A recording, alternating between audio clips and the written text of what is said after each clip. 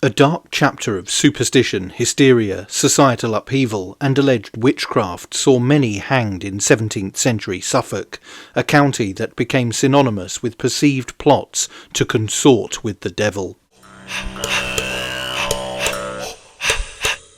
These outlandish claims came to a head with the Suffolk witch trials, a series of kangaroo court cases that saw many go to the gallows. The prosecutions peaked with the infamous 1645 Bury St Edmunds trial, orchestrated by Matthew Hopkins, the self-styled Witchfinder General. This event, alongside others like the 1662 trial of Rose Cullender and Amy Denny, cemented Suffolk's reputation as a focal point of England's witch-hunting frenzy, reflecting broader European paranoia about witchcraft.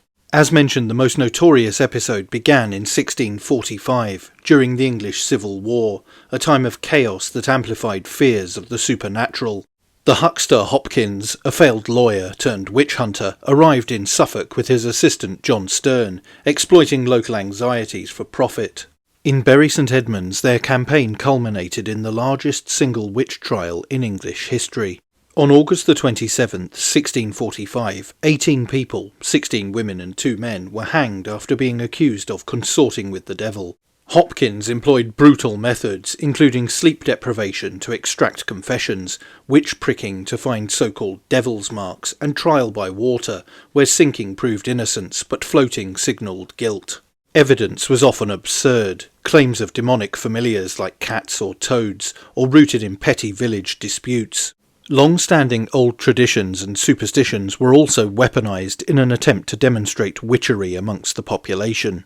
Items highlighting these grim and bizarre rituals are on display in Bury St Edmunds's Moyses Hall Museum, perhaps the strangest I have ever visited. These include mummified cats, said to act as protective guardians when bricked up into wall space, and shoes that were placed up chimneys for good luck. As mentioned, cats were buried in walls and under floorboards. It is thought that, as territorial animals, they would act as spiritual guardians of the property. The museum has a number of these on display, including 2 adult cats and 2 kittens, found hidden within the cavities of walls and under floorboards in rural villages of Suffolk. It is believed they were put into the walls of buildings to protect the property from evil spirits, and some were found in the dwellings of those connected to the witch trials. The museum also holds another feline cadaver dating to the 17th century that was found in a residence in Hatters Street, Bury St Edmunds. The building had a late 15th century or earlier 16th century core, although centuries of alteration masks its age. The cat was found in the void of an inglenook fireplace and represents the museum's only example of a town centre ritual deposit. Others have been discovered in Bury St Edmunds, but, in a sign that the old superstitions remain, the property owners have chosen to keep them there. Shoes were concealed in walls, fireplaces and lofts, possibly as they take the form and smell of the wearer. During the course of his career, Matthew Hopkins profited handsomely, charging parishes up to £21 per visit, equivalent to months of wages for many, creating a vicious cycle of accusations. In 1645, at least 124 individuals across Suffolk's villages and towns faced charges, with dozens executed. Hopkins, who set out his methods in his manual, The Discovery of Witches, is thought to have accounted for a total number of victims exceeding 200. Another landmark case came in 1662, also in Bury St Edmunds, where widows Rose Cullender and Amy Denny were tried for bewitching children. The trial, overseen by Sir Matthew Hale, a prominent judge who, as was common, believed in the existence of witchcraft, hinged on bizarre testimony. This included claims that a toad dropped from a blanket and vanished in flames, and that children vomited pins after a refused herring sale. Dreams or visions of the accused also played a key role, a facet that would later become infamous in Salem, Massachusetts. Both women were ultimately hanged, their case immortalised in legal texts that influenced later witch hunts in the American colonies. Hale's adherence to the 1603 Witchcraft Act, which made conjuration a capital offence, sealed the women's, and later women's, fate. Suffolk's witch trials covered a wide expanse of time, from Olive Bartham's 1599 execution for sending 3 toads to disturb the sleep of a neighbour, to Philippa Munnings's 1694 acquittal, signalling growing scepticism. In reality, far from consorting with Satan and exercising magic, most victims were vulnerable, elderly, poor or single women. although there were male victims of the trials too, of course. This was a society and a time of hysterical Puritan fervour, especially after the success of Oliver Cromwell and the Roundheads in the English Civil War.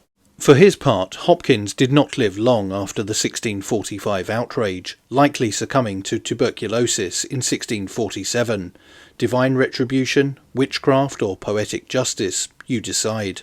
The story of Hopkins still haunts us in language often applied to those conducting purges of one sort or another, and was immortalised in the 1968 folk horror film Witchfinder General.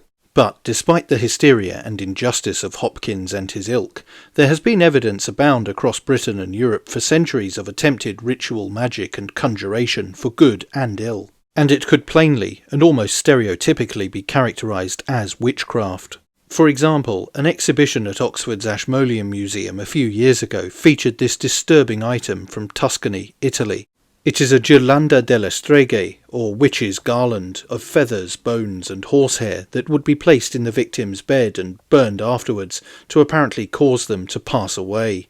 Other ghirlandas have been found to have knots in the cord, these fastenings corresponding magically to constriction of the victim's body, secretly causing, for instance, strangulation or impotence. Then there are these magic wands from the collection at Moyses Hall in Bury St Edmunds. Made of hazel and elder wood, they date from the 17th century. These Suffolk finds are made from side branches. The hazel wand shows notches scratched into its surface. There are accounts that some druids believe the elder tree contained the soul of Mother Nature, making it a powerful material to harness magic. This is where the Harry Potter stories take their inspiration from for the most powerful wand in that magical world. The collection also features a clavicle bone that could have been used as an enchantment. Animal remains, complete or otherwise, are frequently found in ritual depositions and have been for thousands of years. Theories range from their death being part of a ritual, or that the specific species is symbolic to the person charming their property. There are further items from the museum in Bury St Edmunds also. These are Bartman jugs, again from the 17th century. Their name is from the German for bearded man. This style of jug was often used to hold curses and potions, many to protect the home from evil spirits. Ingredients could include urine, fingernails, human hair and sharps like blades and iron nails. The burnt contents of one of the jugs can be seen next to them within the display. Some contents from jugs appear to have cooked over time if hidden in hearths or chimneys. Others, however, were deliberately burnt, presumably as part of a ritual. The broken and separate neck of a jug was found with its original bung, which includes fabric and pins. Some of these pins were bent to a 90-degree angle.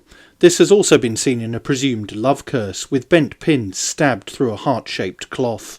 And finally, there is a poppet within the Moyses Hall Museum's gathering of witchcraft-related artefacts. These are popularly ascribed to witchcraft, in the same manner as the famous examples of voodoo dolls. Such dolls, especially for the 17th century, make extremely rare appearances in trial records. The wax-headed item is equally likely to have been a child's toy, reappropriated with the term witch's poppet on account of its creepy appearance, although it is accompanied by a pin.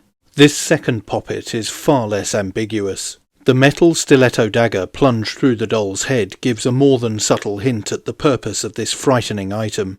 This was also on display at the Ashmolean Spellbound exhibition a few years ago, on loan from the Museum of Witchcraft and Magic in Boscastle, Devon. So it is clear that amid all the false accusations and executions there were some genuine attempts at magical manipulation of fortune or communing with the spirit realm during the reign of terror of the Witchfinder General. How successful these practices were is anyone's guess. But that's it for this video. Don't forget to like, share, and most importantly, subscribe. And you can also support the channel on Subscribestar via the link in the description or via YouTube's Super Thanks. Thanks for watching. Bye for now.